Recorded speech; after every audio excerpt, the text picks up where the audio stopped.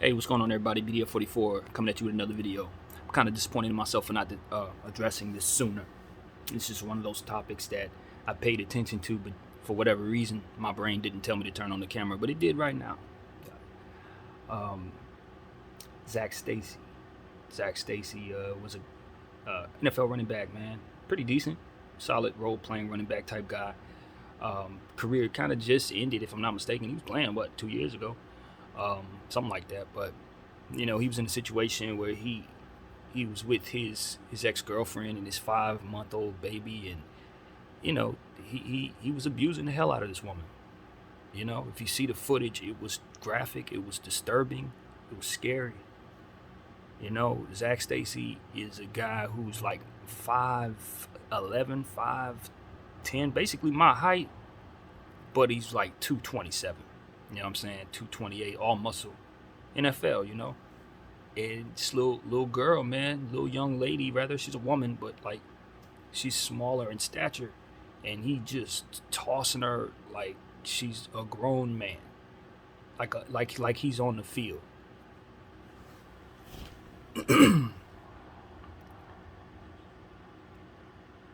That's never okay, never acceptable, never condoned on this channel. There are a lot of different things to say, and I don't know exactly where I want to go with it first. Condemning him is definitely the most important part of it first. You just gotta not be that way. Ever.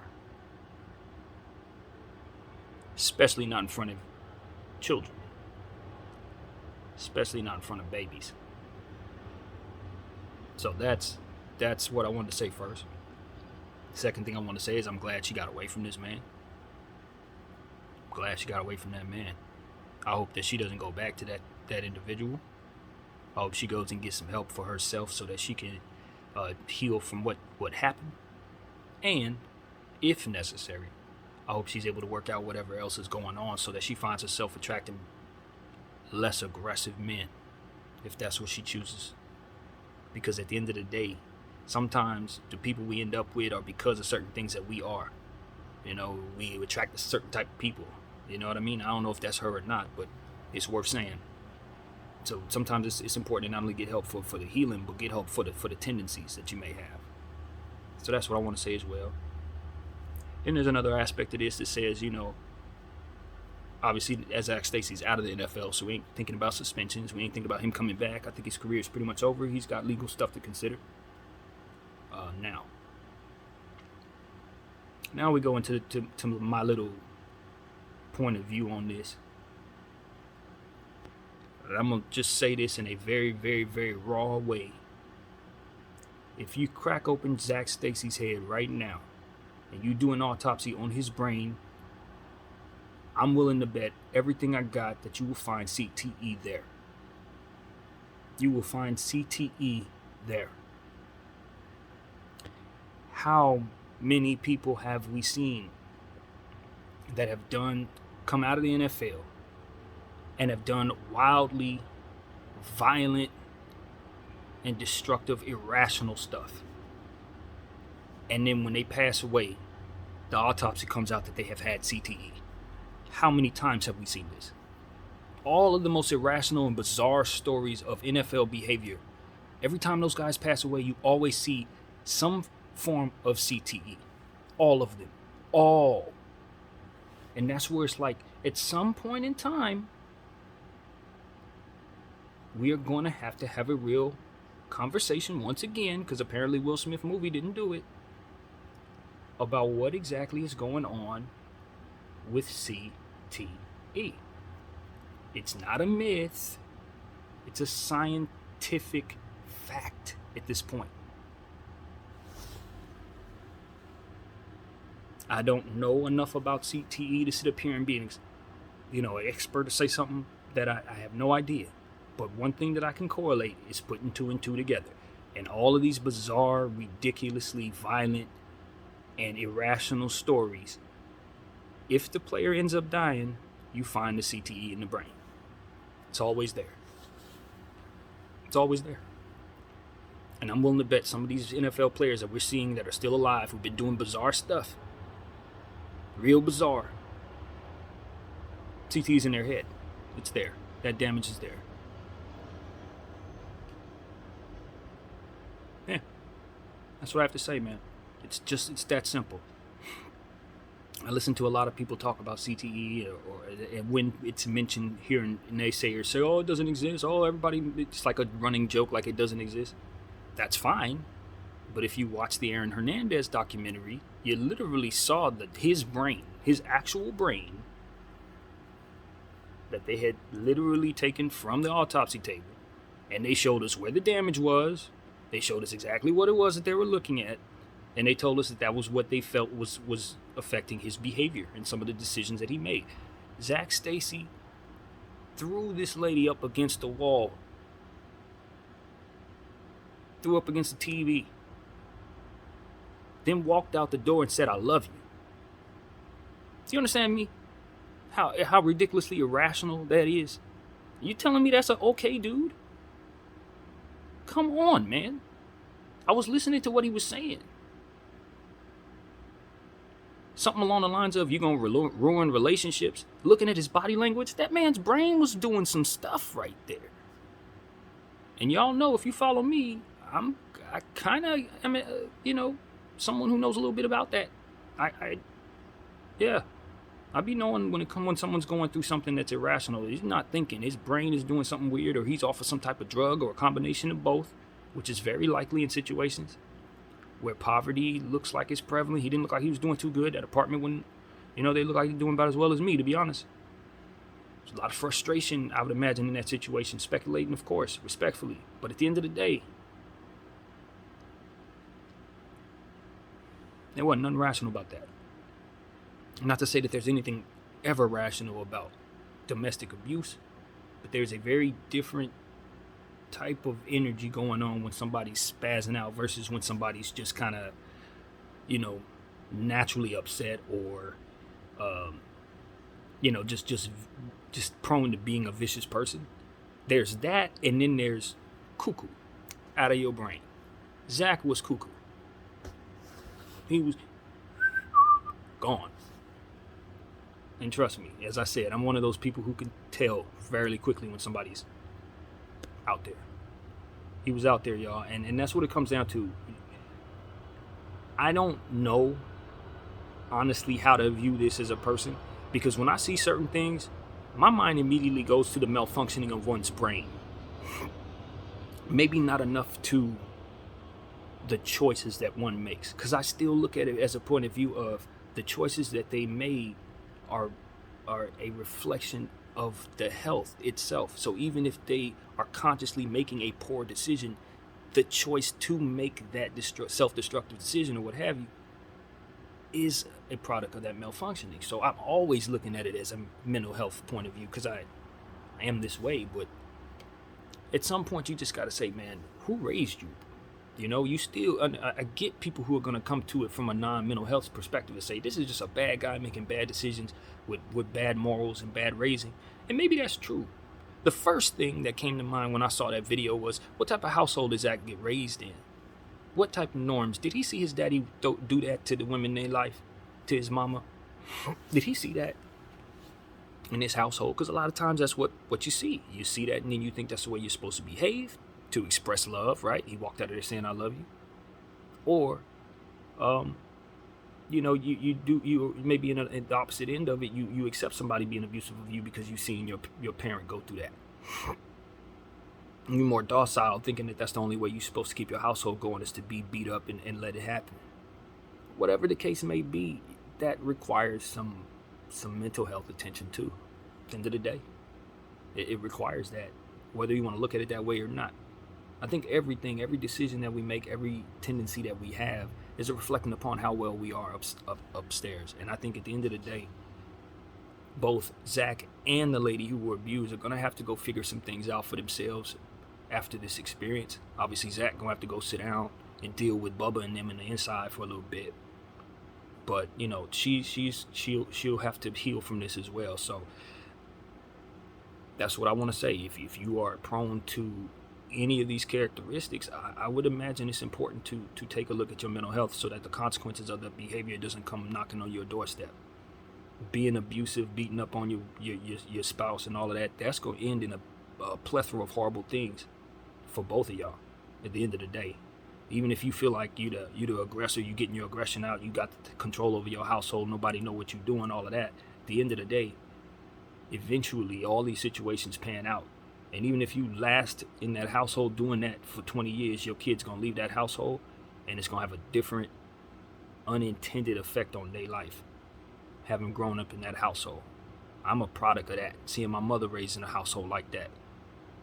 I was raised a certain way because of that, because of the abuse that she experienced. So I know how that trickles down long term. Even after the people who were involved stop being that way, heal up, he stopped being abusive, she finds the courage to get away from, the kids still go through stuff after that because of that household. You guys got to understand that as parents. When you let that man do this, that, and the third, and you don't leave him, you're telling your daughter it's okay to stay.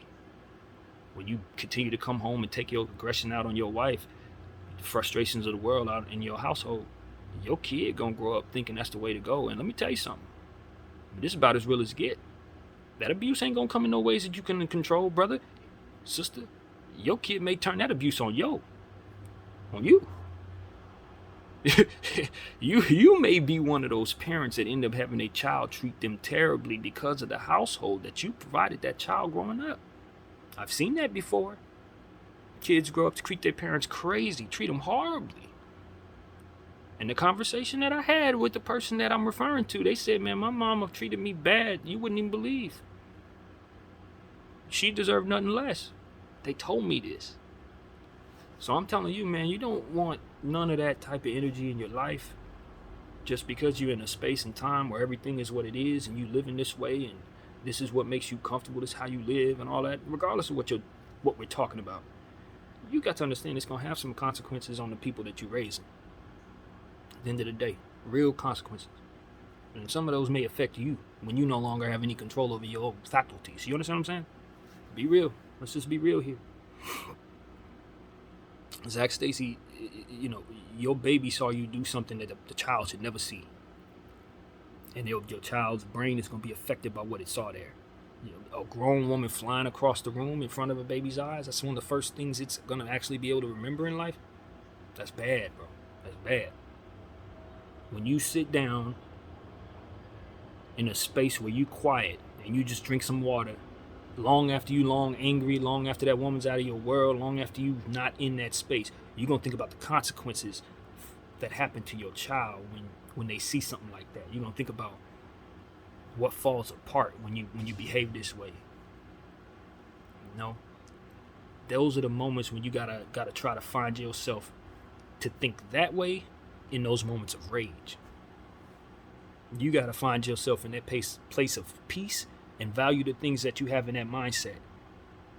In the moments when you're most manic, in those moments when you're most frustrated, in those moments when you feel most enraged. Because if you can't find that Zen peace space, it's not only gonna mess up your moment, affect your life, but it can affect everything you got going on and all of the people that you're trying to help or whatever you're. It's gonna mess up your life, and that's what I know. So there is a whole lot of fruit in getting help. There's a whole lot of fruit in self-control. Checking yourself, not allowing yourself to just do whatever you want all the time, because that can make you very, very weak. It really can. In a lot of different ways. This applies to a lot of different things. Don't overindulge. There is fruit in discipline. And there's definitely fruit in not ever allowing your child to see you behaving violently. And let's just bring it on home. A man is not a man if he's putting his hands on a woman. You're something else.